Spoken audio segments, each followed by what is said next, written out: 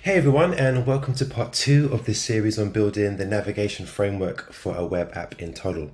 So in part 1 we started with a blank canvas and built out the side navigation panel. And in this part we're going to finish out the UI design, plus we're going to add some UI elements that will allow the app to function as a single page app, a multi-page app, or a combination of both. So to show you what I mean, I'm quickly just going to click on the preview app button at the bottom of the Toddle editor. And this shows us what the app will look like once it's published.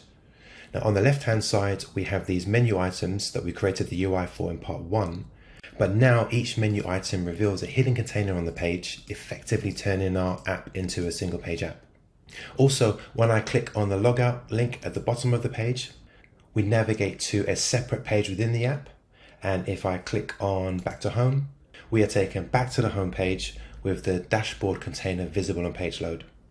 Okay, so before we get started, if you haven't watched part 1 or you want to create a free account at Toddle and follow along, please check the links in the description below.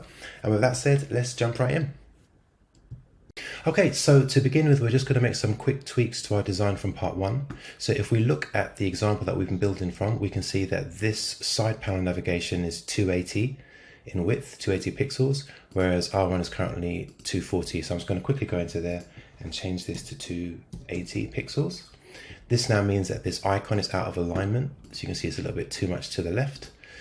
Now, because this is contained in this icon container, which has padding of 16 pixels all the way around, what I need to do is actually remove the padding from the icon container itself. So if I come over to the padding section, I'm simply going to click on this icon here to activate individual padding. And I'm going to place, in fact, let me remove this first so you can see what it looks like. There we go, so you can see the padding's been removed. So I'm going to go back into that container and I'm going to click on this icon here so I can apply individual padding. So I'm just going to apply individual padding of 16 pixels to the left, and that now means that everything is aligned correctly. Brilliant. Now, if I go back over this icon and hover, you can see we have this hover state, and in our example we haven't set that up. If I quickly show you this in publish mode or preview mode, we can see that that hasn't been set up yet. So let's quickly set that up. We're going to click on the div around the icon, and we're going to come over to the right hand styling panel, and next to the word style we're going to add a new style. We're going to call this style hover, and then we're going to click done. Now all we need to do on this is just add a background color, and the background color is going to be 3B H2 F6, and that's it. That's all we need to do. Now let's go into test app mode, and here we can see the hover has now been added.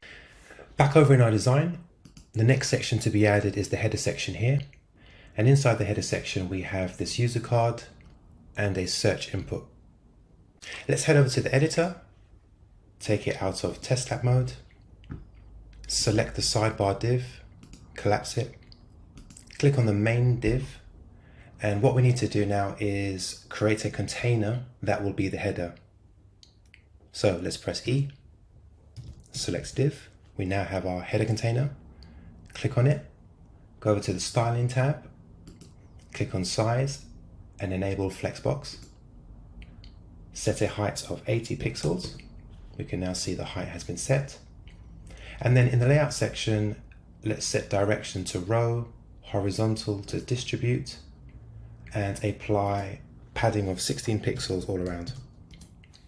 Finally, because we need to have this gray border, let's go to the border section, click on the plus icon. We only need to apply it to the bottom, so select bottom, click on the color picker, and let's enter a hex value of EB.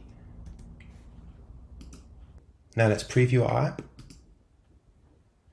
and we can see the header has been added, but the width has been restricted. Now if that's difficult to see, let me just go back in really quickly and temporarily add a background color. There we go.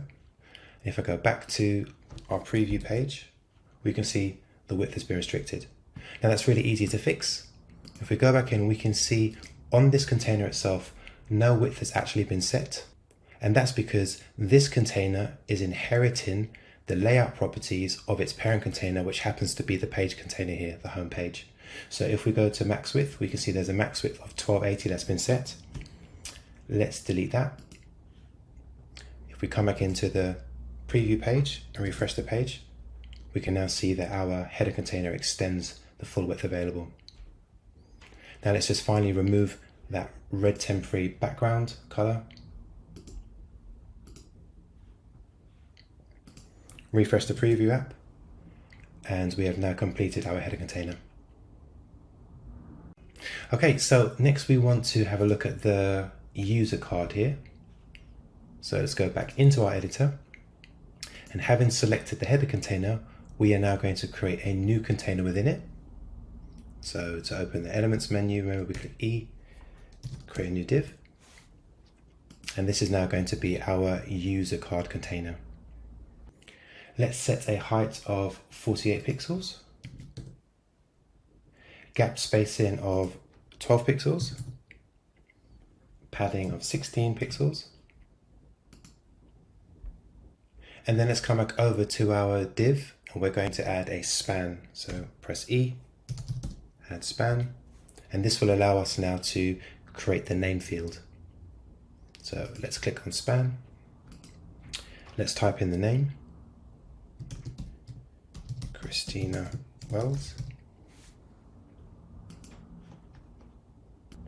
And because there's no direct way to apply styling to the text itself, we need to apply it to the span. So let's click on the span. Let's come down to font. And let's set the font as Inter. Size 14 pixels. Let's set the weight to semi-bold. And if we click on text, let's select color.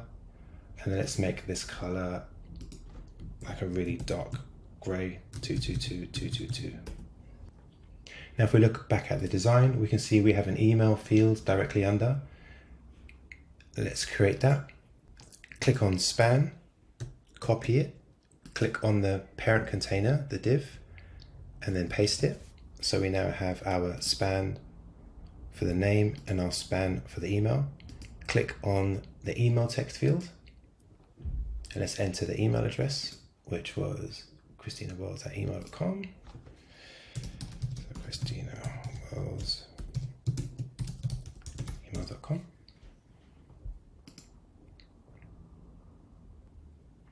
Then let's set the text properties. So we can leave as it is. Let's change the size to 12 pixels. Update the weight to regular.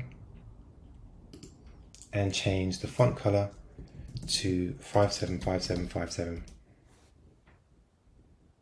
Now we just want to place these two elements into their own group. So let's just close these two spans so we can see what we're doing. So we're going to click on the main group itself, press E, add a new div, and then we're going to place this div just within inside the user card div that we created.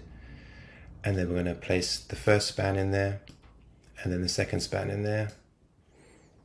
And that should look like what we have here, which it does. Brilliant. Okay, so now it's time to add the user image itself. And if we jump over to Figma really quickly, I just want to show you that this is the image that I'm working with, but obviously it isn't circular. Now, if I was working in Figma, I could create an ellipse by pressing O. I could come out, let's make that about that size. There we go. I could place the image on top of the ellipse and then select both layers, then click on the mask, and then I'd have my circular image. Now, fortunately, we can do that in Toddle really easily as well. So let's switch back to Toddle. Let's go into the editor. And what we're going to do, we're going to click back on our user container div that we have here. Let's press E to add a new element. And this time we're going to add an image. So select image, and here we can see an image has been added to the page. Now don't worry about the size of it for now, we'll deal with that in a moment. But first let's click on the image, and let's just bring it up above this first span. And then we're going to click on image again, go to attributes, click on the image attribute, and let's upload the photo. So here we can see the photos uploaded. So the first thing we want to do is change the dimensions of the image, and let's set it to 32 pixels by 32 pixels. And then to create the round circular effect, let's come down to the border section, and where it says radius, If you enter 100 pixels, it will make it a circle. Usually your radius just needs to be double the width. So we could have put 64 and it would have been a perfect circle. Next, we can see that the photo is on top of the two text elements. So let's deal with that now. So what we're going to do is just close these elements up. Let's click on the parent container. So this is the main card container here. Then this is the parent container here. So what we can do is let's take this image and actually move it out of this. There we go. So we have, this is the main user card. This is the image. And then we have this container which has the two text elements, and this container we can see is set to column layout, but the main container itself is actually set to row layout, which is exactly what we want to achieve. Now, because we still need to add the icon, what we're going to do is click on the main user card container, press E, add a new div, and we're going to insert our icon into this div using the technique we looked at in part 1. So let's go over to Tabler. Let's search for a chevron down. There we go. Click on that.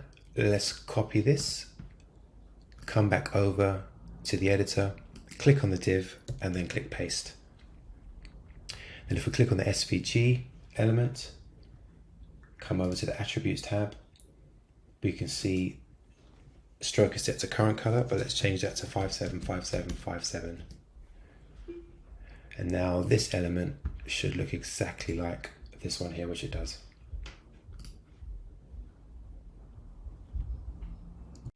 Okay, so we're doing really good. So what we're going to do now is add the search bar element. So let's click on the header section here. So this is the container it needs to be in. So you can see this container or this div is now our user card. So we need to create this search bar here. So we're going to make that new div. So you know the drill. Press E, type in div. Now we've created this new search bar. Now we're going to set a width on this search bar of 340. So here we can see 340.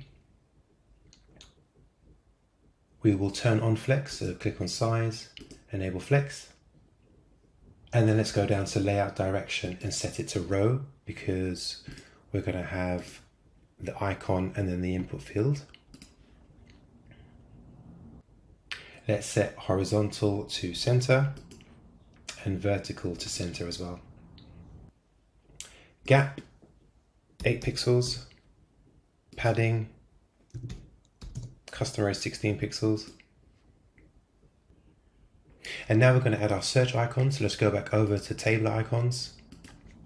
Let's click on search and find the icon we can use. Let's use this one here. Let's copy that, come back over to our editor, click on div and paste. Let's go in and change the attributes for the SVG to 57, 57, 57. And then now let's come back over to this search bar that we've created, select the entire div. And now we're going to add a different type of element by clicking E. And this element is called an input. Click on that and we can see an input has been added. So now that we've added it, let's apply a bit of styling. So go to the styling tab. Let's click on text and set the font to Inter. Click on text, set the font size to 14 pixels. And then if we click on the input itself and then click on its attributes, we can change the placeholder text here. So let's change that to search.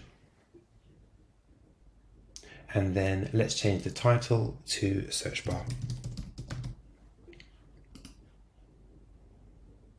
Now obviously we want to remove this dark background, so go to styling where it says background gray 800. Let's just clear that out. Now it actually looks like the horizontal alignment needs to be to the left here.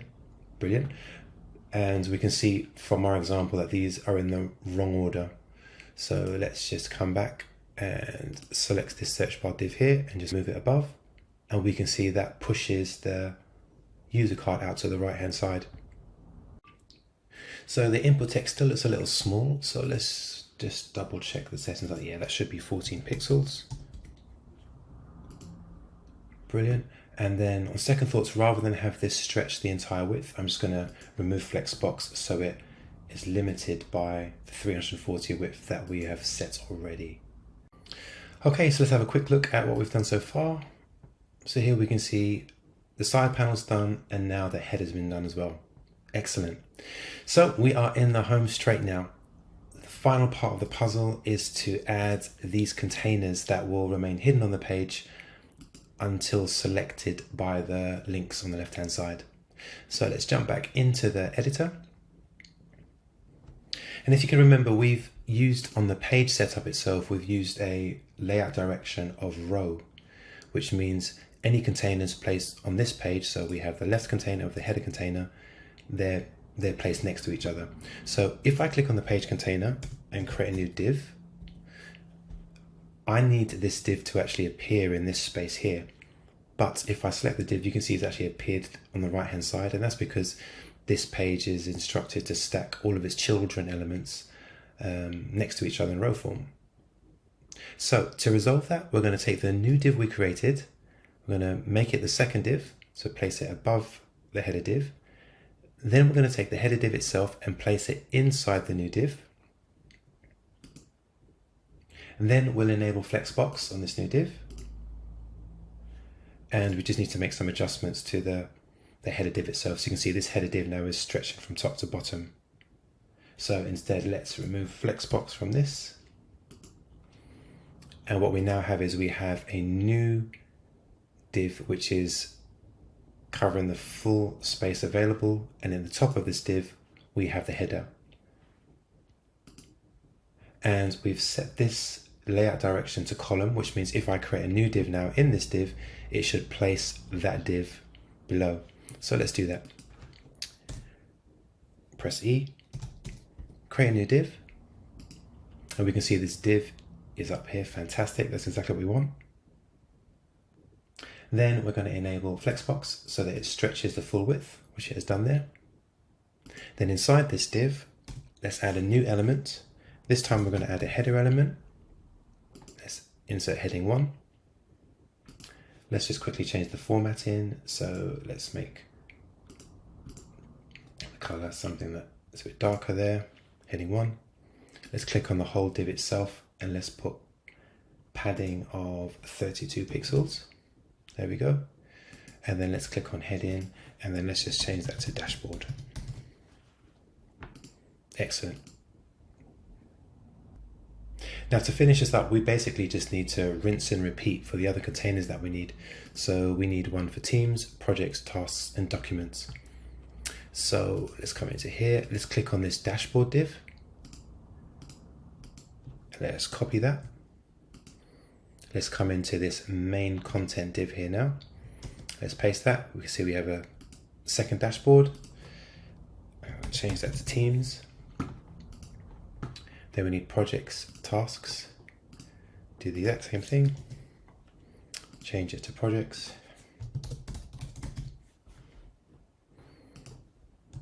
Tasks. I think there's one more, wasn't it? Project, tasks, and documents. So projects, tasks, and documents.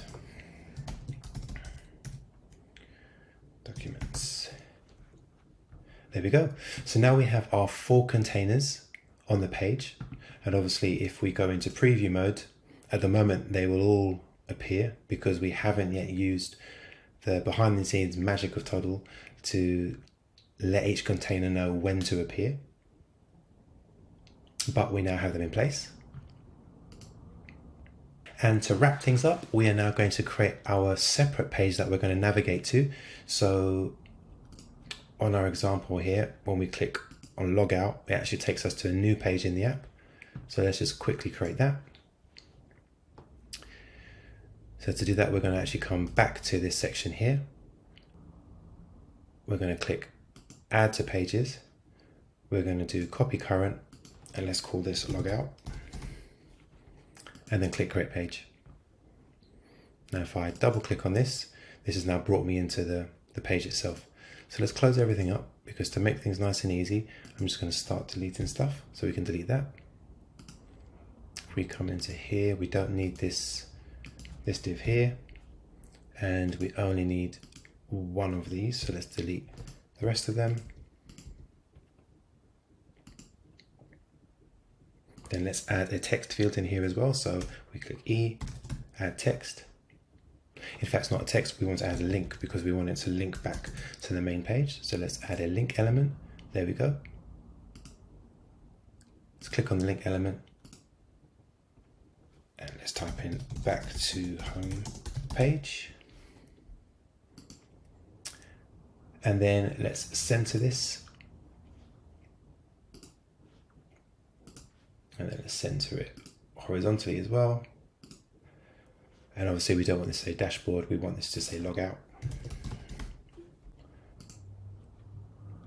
And there we go. Well, that's it for now. I hope you've enjoyed what you've seen so far. We just have one more part to go, in which we will go behind the scenes and show how to make all of the functionality work. So the collapsible menu, the showing and hiding of these various containers on this single page, and then also how to navigate to the final page within the app. Hope you've enjoyed it, and see you next time.